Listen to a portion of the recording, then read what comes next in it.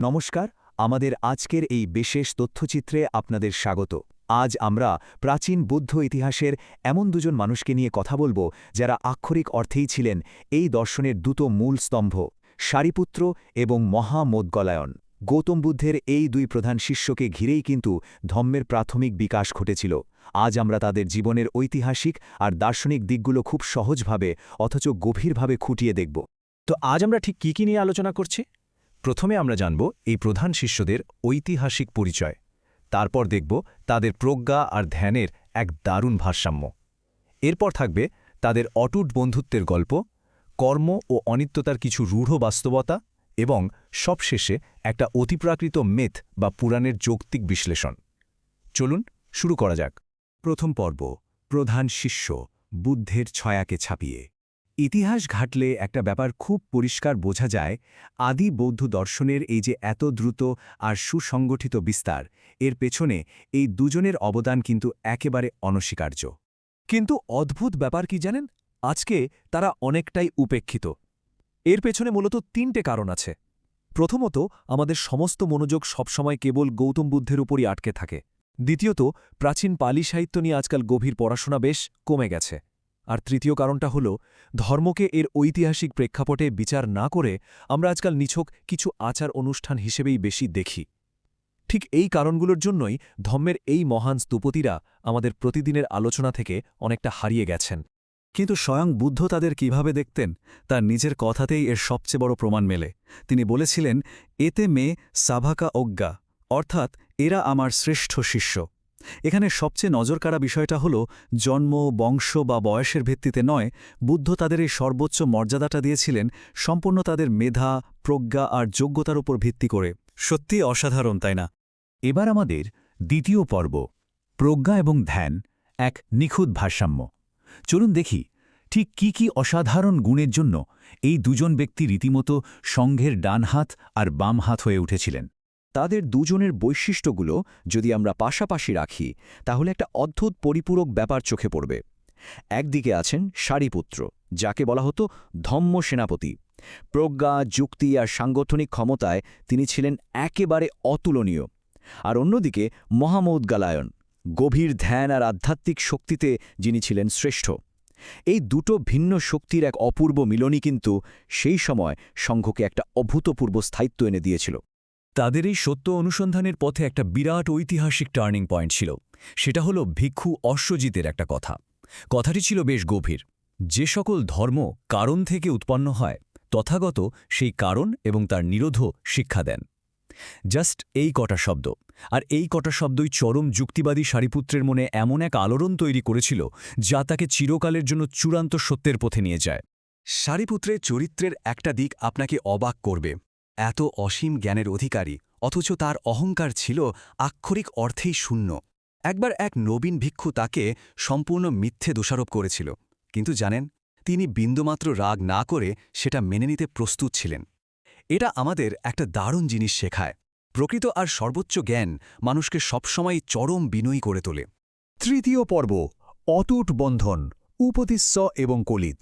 তাদের পরিচয়ের এই দিকটা আমার কাছে ব্যক্তিগতভাবে ভীষণ সুন্দর লাগে। গৌতম বুদ্ধের শিষ্য হওয়ার অনেক আগে থেকেই কিন্তু তারা ছিলেন ছোটবেলার খুব কাছের বন্ধু।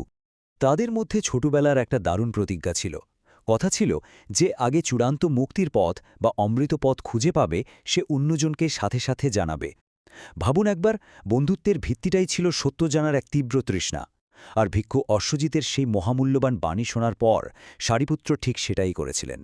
এক মুহূর্ত দেরি না করে তিনি সোজা ছুটে গিয়েছিলেন তার বন্ধু মহামোদগলায়নের কাছে।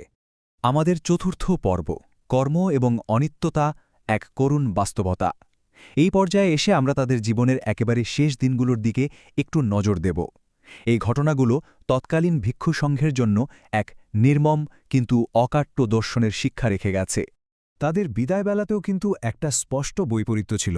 একদিকে সারিপুত্র, যিনি অত্যন্ত শান্তিতে নিজের গ্রামের শেষ নিঃশ্বাস ত্যাগ করেন, আর যাওয়ার আগে নিজের মাকেও ধর্মের পথে অনুপ্রাণিত করে যান।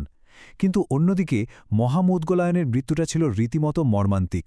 ঈর্ষান্বিত দার্শনিক বিরোধীদের হাতে অত্যন্ত নির্মমভাবে আক্রান্ত হয়ে তাকে মৃত্যুবরণ করতে হয়। মহামৌদ্গলায়নের এই মর্মান্তিক পরিণতি কিন্তু আমাদের সামনে বৌদ্ধ দর্শনের একটা অত্যন্ত রূঢ় সত্যকে তুলে ধরে।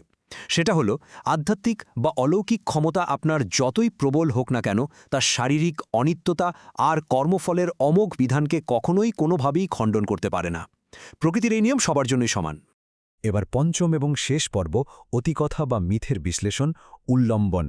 মহামৌদ্গলায়নকে ঘিরে প্রচলিত সবচেয়ে বিখ্যাত যে অলৌকিক কাহিনীটি রয়েছে, চলুন এবার সেটার একটা আধুনিক আর নিরপেক্ষ বিশ্লেষণ করা যাক। কাহিনীটি মূলত এই রকম।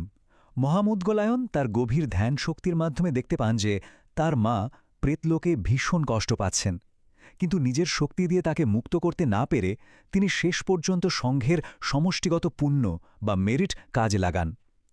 জানেন কি, এই গল্পটা থেকেই চীন ও জাপানে বিখ্যাত ঘোস্ট ফেস্টিভ্যালের উৎপত্তি হয়েছে বলে মনে করা হয়। তবে এই প্রাচীন মিথটিকে আমরা মূলত তিনটে ভিন্ন দৃষ্টিকোণ থেকে বিশ্লেষণ করতে পারি। প্রথমত, আক্ষরিক অর্থে, অর্থাৎ সত্যি অন্য কোনো অস্তিত্ব স্তরে বিশ্বাস করা। দ্বিতীয়ত, প্রতীকী অর্থে, যেখানে প্রেত বলতে আসলে মানুষের চরম লোভ আর অতৃপ্ত মানসিক অবস্থাকে বোঝানো হয়েছে। আর তৃতীয় হল মনস্তাত্ত্বিক দিক, অর্থাৎ গভীর ধ্যানের স্তরে অবচেতন মনে লুকিয়ে থাকা অপরাধবোধ বা স্মৃতির এক ধরনের প্রতীকী প্রকাশ। এই মৃত্যু আর পরজন্মের ব্যাপারটা বুঝতে গেলে বৌদ্ধ দর্শনের একটা খুব বেসিক অথচ ভীষণ গুরুত্বপূর্ণ কনসেপ্ট বোঝা দরকার। আত্মহীন পুনর্জন্ম ব্যাপারটা আসলে কি? ধরুন একটা প্রদীপের শিখা থেকে আরেকটা শিখা জ্বালানো হলো। নতুন শিখাটা কিন্তু আগেরটার মতো হুবহু এক নয়, আবার পুরোপুরি আলাদাও নয়। বিষয়টা ঠিক এরকমই, কেবলই কারণ ও কার্যের একটা অবিচ্ছিন্ন ধারাবাহিকতা। তাহলে এতক্ষণ ধরে এই যে আমরা আলোচনা করলাম, তাদের জীবনের মূল নির্যাসটা আসলে কি দাঁড়াচ্ছে? তাদের রেখে যাওয়া জীবন্ত উত্তরাধিকারগুলো হল সত্যের প্রতি আপোষহীন অনুসন্ধান, সম্পূর্ণ অহংকারহীন জ্ঞান, প্রকৃত বন্ধুত্বের মাহাত্ম্য এবং কার্যকারণ বা কর্মফলের অনিবার্য বাস্তবতা। এগুলো কিন্তু শুধু কোনো পুরনো ঐতিহাসিক তথ্য নয়, আমাদের সবার জীবনের জন্যই গভীর শিক্ষণীয় কিছু বিষয়। দেখতে দেখতে আমরা এই তথ্যচিত্রের একদম শেষে চলে এসেছি। তবে যাওয়ার আগে একটা গভীর প্রশ্ন আপনাদের জন্য রেখে যেতে চাই। যদি সর্বশ্রেষ্ঠ আধ্যাত্মিক ক্ষমতাও শেষ পর্যন্ত শারীরিক অনিত্যতার কাছে হার মানে, তবে কি মানুষের প্রকৃত উত্তরাধিকার কেবল এই প্রজ্ঞার ধারাবাহিক ভাগ করে নেওয়ার আলোতেই বেঁচে থাকে? একটু ভেবে দেখবেন। আজ তাহলে এ পর্যন্তই। এতক্ষণ সাথে থাকার জন্য অনেক ধন্যবাদ। ভিডিওটি সম্পূর্ণ দেখার জন্য ধন্যবাদ।